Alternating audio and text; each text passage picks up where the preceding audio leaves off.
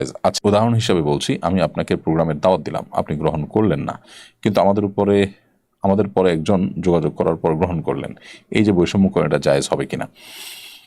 দেখুন, প্রথমত কোনো আলিম কোনো দাওয়াত গ্রহণ করা না করার ব্যাপারে সম্পূর্ণ তার নিজস্ব ইখতিয়ার থাকে, কোনটা তিনি গ্রহণ করবেন, কোনটা তিনি গ্রহণ করবেন না, কি তার ক্রাইটেরিয়া, সেগুলো তিনি জানেন।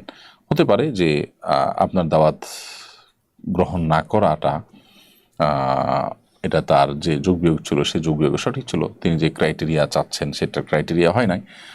যেমন আমরা আমাদের নির্দিষ্ট, আমি আমার কথা যদি বলি, আমাদের নির্দিষ্ট কিছু শর্ত আছে, কিছু ফরম্যাট আছে, সেগুলোর আলোকে আমরা আসলে দাওয়াত গ্রহণ করি।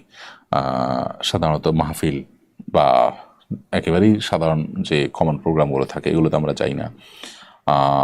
দুর্গম এবং অনেক বেশি দূরের পথ, যেটা আমাদের জন্য কষ্টসাধ্য হয়, সেটা আমরা নেই না। আরও নানা কারণ থাকে।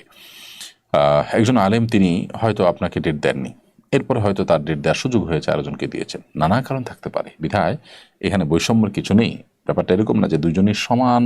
হ্যাঁ, যদি এমন হয় যে দুইজনের কোনো দিক থেকে কোনো পার্থক্য নাই, আপনার ক্রাইটেরিয়া সব কিছু এক, তারপর তিনি বৈষম্য করলেন, সেই বৈষম্যের সপক্ষে তার কোনো যুক্তি না থাকলে তিনি অবশ্যই সেটি অন্যায় করেছেন বলা যেতে পারে। কিন্তু যেহেতু তিনি আসলে কোনোটি গ্রহণ করতে বাধ্য নন, সম্পূর্ণ এখতিয়ার তার, তিনি কোনটা গ্রহণ করবেন না করবেন, অতএব এক্ষেত্রে তাকে আমি দোষী সাব্যস্ত করতে পারি না।